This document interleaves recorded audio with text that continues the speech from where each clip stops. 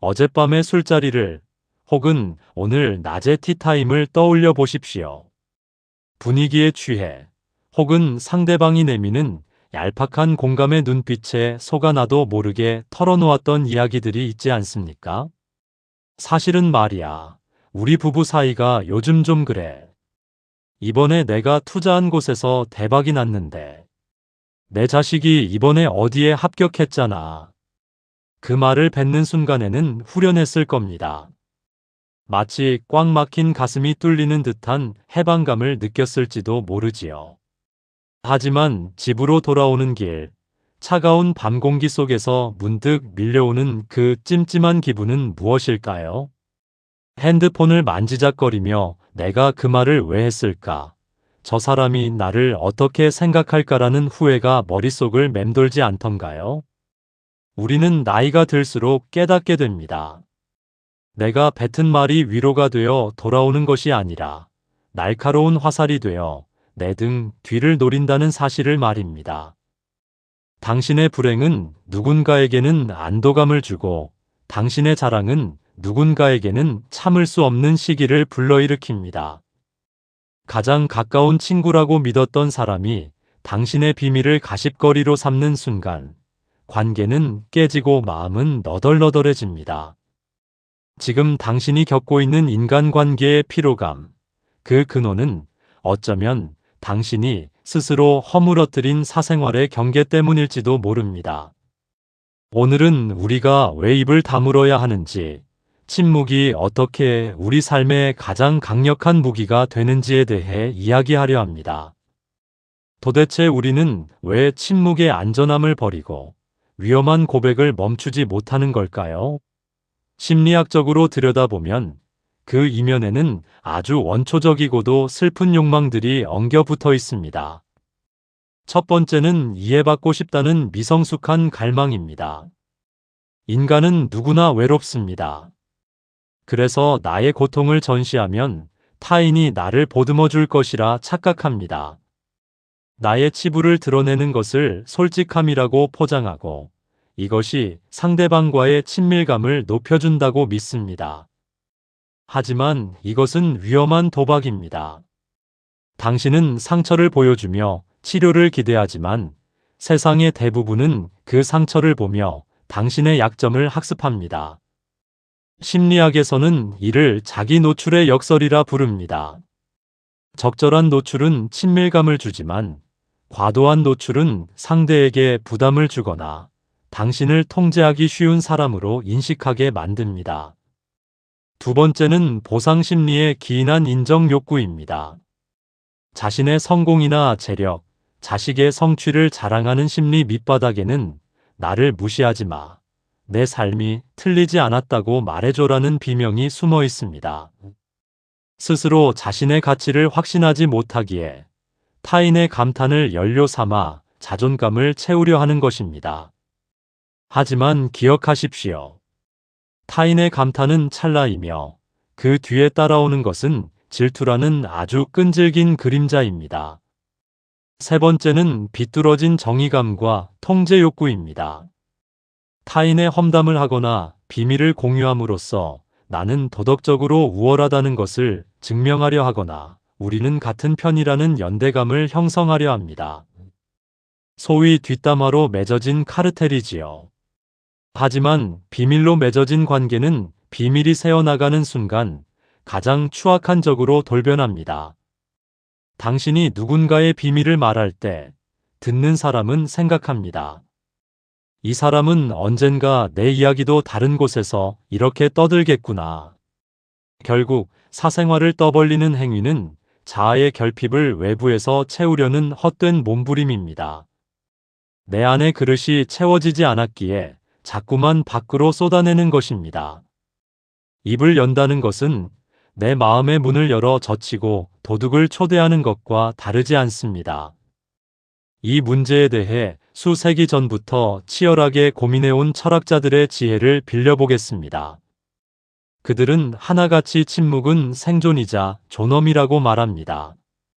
먼저 인간 본성의 어두운 면을 누구보다 깊게 꿰뚫어 본 철학자 쇼펜하우어는 이렇게 경고했습니다.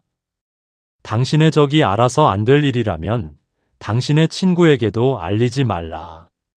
비밀을 지키면 비밀의 주인이 되지만 비밀을 고백하면 비밀의 노예가 된다.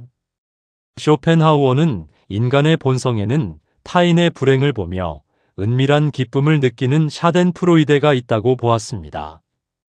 그렇기에 당신의 약점이나 사생활을 드러내는 것은 잠재적인 적에게 무기를 쥐어주는 행위와 같습니다.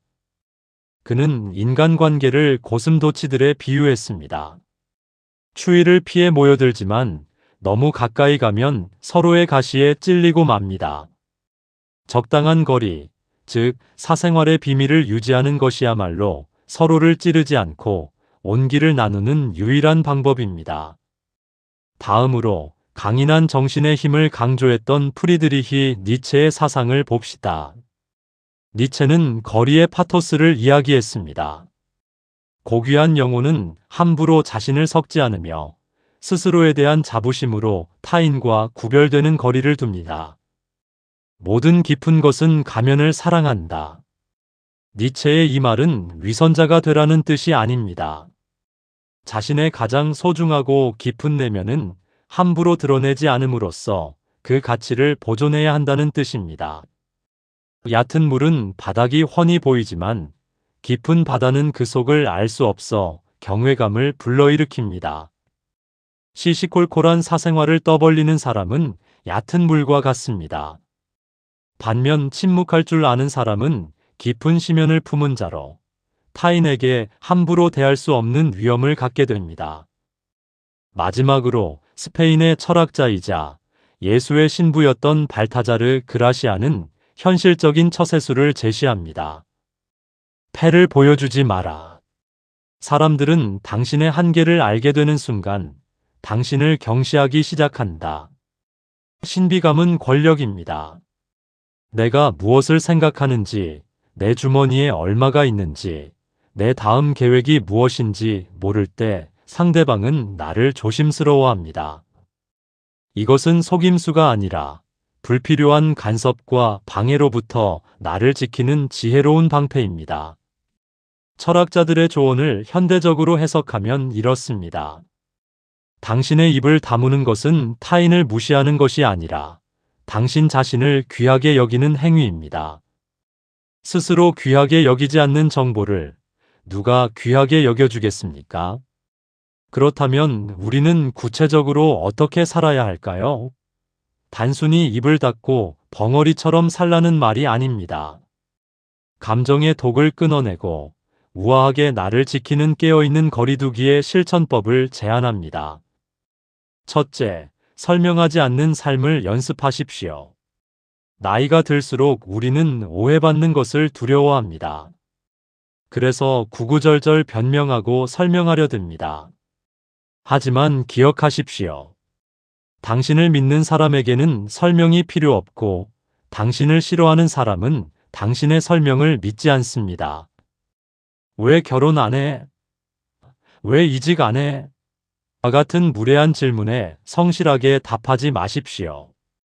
그저 미소 지으며 그러게 말입니다라고 흘려보내거나 각자의 때가 있겠지요라며 짧게 종결하십시오. 모호함은 무례한 침입자를 막는 최고의 바리케이드입니다. 둘째, 자랑과 하소연이라는 두 가지 독을 끊으십시오. 좋은 일이 생겼을 때 가장 먼저 SNS에 올리거나 친구에게 전화하고 싶은 충동을 억누르십시오. 그 에너지를 온전히 내 안으로 가져와 스스로 음미하십시오. 기쁨은 나누면 질투가 되고 슬픔은 나누면 약점이 됩니다. 정말 축하해 줄 사람은 당신이 굳이 말하지 않아도 당신의 평온한 얼굴을 보며 함께 기뻐해 줄 것입니다. 또한 힘든 일이 있을 때는 사람이 아니라 차라리 일기장이나 신 혹은 땀 흘리는 운동과 대화하십시오. 그것이 당신을 더 단단하게 만듭니다. 셋째, 나만의 성역을 만드십시오. 가족에게도 배우자에게도 말하지 않는 오직 나만의 영역을 남겨두십시오. 그것은 비상금일 수도 있고 혼자만의 취미일 수도 있고 가슴속에 품은 꿈일 수도 있습니다. 모든 것을 공유해야 사랑이라는 착각을 버리십시오. 인간은 본능적으로 완전히 파악된 대상에게 흥미를 잃습니다. 10%의 비밀은 관계의 긴장감을 유지하고 당신이라는 사람의 매력을 지속시키는 향수가 됩니다. 넷째, 타인의 반응에 무관심해지는 훈련을 하십시오. 내가 사생활을 말하지 않음으로써 상대방이 서운해할까봐 걱정하지 마십시오. 타인의 감정은 타인의 몫입니다. 타인의 실망을 두려워하여 내 영혼의 빗장을 여는 것은 어리석은 짓입니다. 건강한 관계는 서로의 경계를 존중하는 데서 시작됩니다. 당신이 단단하게 서 있을 때 비로소 건강한 사람들이 당신 곁에 머물게 됩니다. 이제 깊은 숨을 한번 들이마셔 보십시오. 그리고 상상해 보십시오. 더 이상 남들에게 나를 증명하려 애쓰지 않는 당신의 모습을, 누군가의 인정이나 위로를 구걸하지 않고 침묵 속에서 스스로를 채우는 당신의 모습을, 비밀을 간직한 자만이 가질 수 있는 신비롭고 단단한 눈빛을 가진 당신을. 사생활을 감추는 것은 세상과의 단절이 아닙니다. 오히려 소음과 오해, 시기와 질투라는 불필요한 껍데기를 벗어던지고 진짜 나와 만나는 과정입니다. 말이 줄어든 자리에는 사색이 깃들고 자랑이 사라진 자리에는 자존감이 차오릅니다. 당신의 삶은 타인의 입방아에 오르내리기엔 너무나 귀하고 존엄합니다. 이제 당신의 이야기는 당신의 가슴속 서재에 꽂아 두십시오. 그곳은 아무도 침범할 수 없는, 오직 당신만이 열쇠를 쥔 아름다운 요새입니다. 침묵하십시오. 그리고 미소 지으십시오. 세상이 당신을 궁금해하도록 내버려 두십시오. 마지막으로 당신에게 묻고 싶습니다. 아무에게도 말하지 않았을 때 비로소 당신의 것이 되는 것은 무엇입니까? 당신의 입이 당신을 구원할 수도 있지만 대부분의 경우 당신의 입은 당신을 가둡니다. 침묵이 주는 평화를 오늘부터 실천해 보시길 바랍니다.